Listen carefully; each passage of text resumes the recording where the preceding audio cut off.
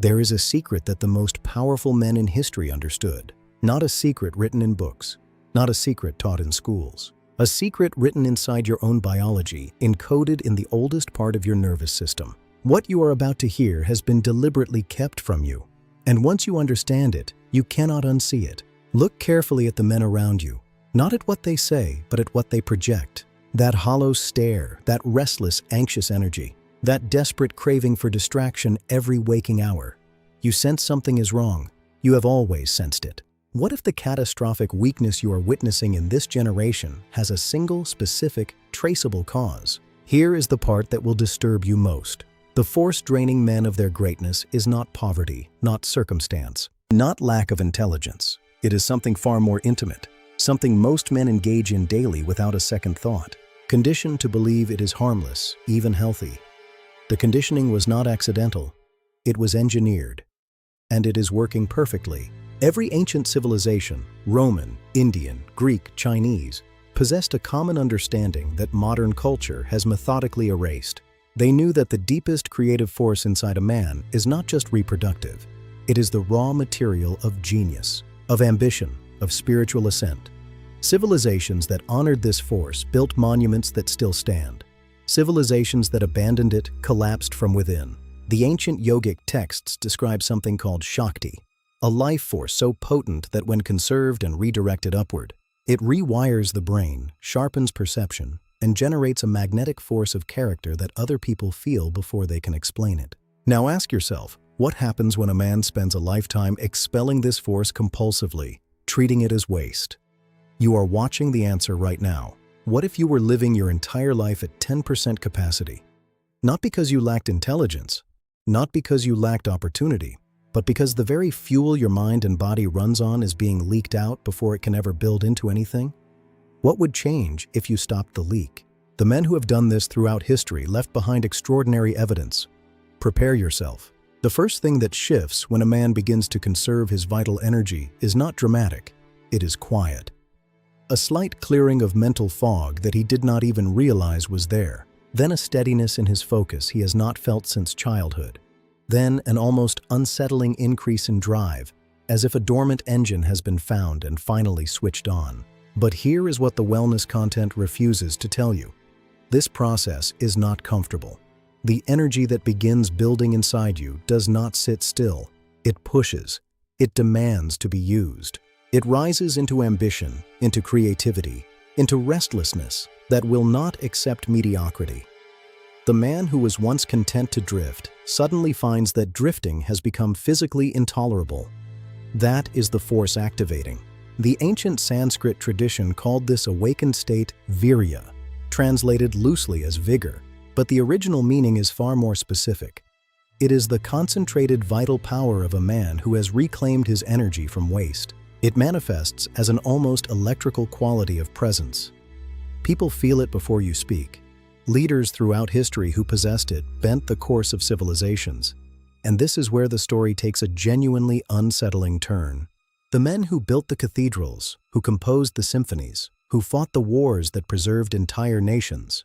Researchers have noted with quiet discomfort that many of them lived under codes of profound sexual restraint. Not because they were forced to, but because they intuitively understood what that restraint was doing to their capacity for greatness.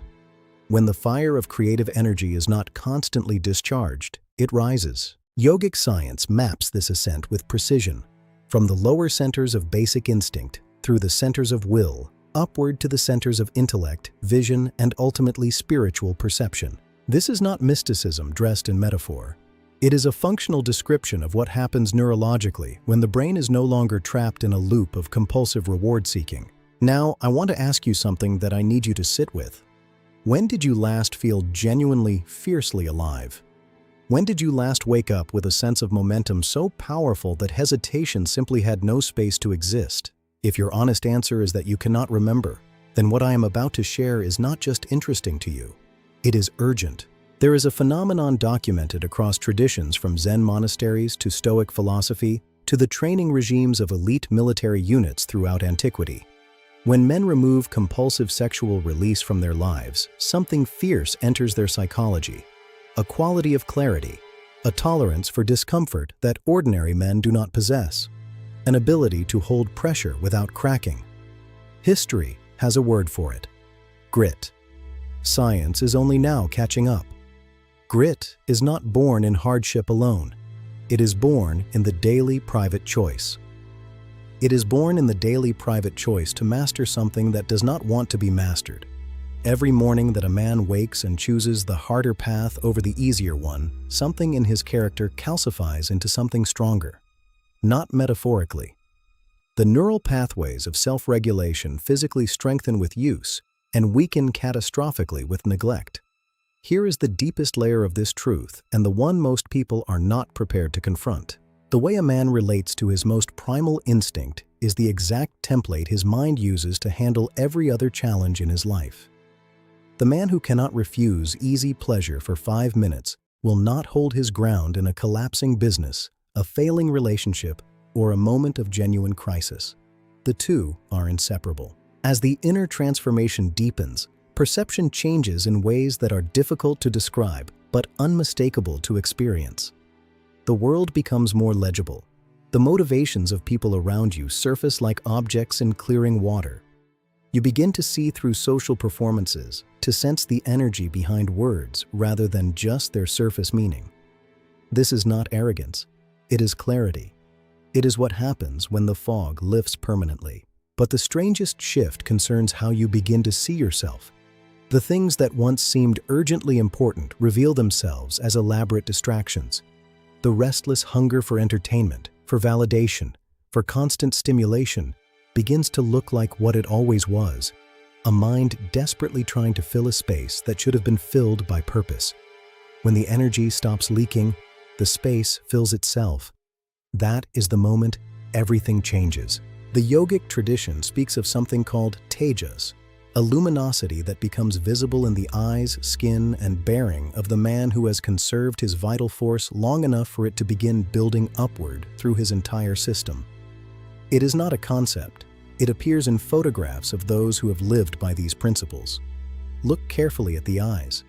Something is present that is absent in most modern faces. I want to stop here and ask you something direct. Have you ever been in the presence of someone who simply radiated an authority that had nothing to do with what they were saying or wearing? Where the room subtly shifted when they entered? That quality has a source. It is not accidental. It is not charisma coaching. It is the accumulated, stored, redirected energy of a man who has refused to waste himself. It can be built. The physical changes are real and documented. The voice deepens and stabilizes, not as a performance, but as a structural consequence of the nervous system leaving its state of constant depletion. Posture corrects without effort. The compulsive micro-movements of anxiety, the fidgeting, the averted gaze, the restless hands, fade as the hormonal environment shifts. The body begins to carry its own weight differently, and then something paradoxical begins. The man who once needed to pursue things relentlessly, approval, pleasure, distraction, validation, begins to notice that things start moving toward him, not through luck, through presence. When a man becomes genuinely centered, when the desperate quality leaves his energy entirely, something in the social environment responds to that absence of need with a pull it cannot quite explain. The ancient sages called this the law of renunciation. This law has been stated identically across traditions separated by thousands of years and thousands of miles. Swami Vivekananda articulated it precisely. Nature takes an interest in those who renounce her.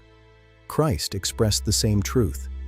Seek the kingdom first, and everything else will be added. The Tao Te Ching whispers it in a single breath. When you stop grasping, the hand fills. Every tradition arrived at the same conclusion independently. The purification does not stop at the physical.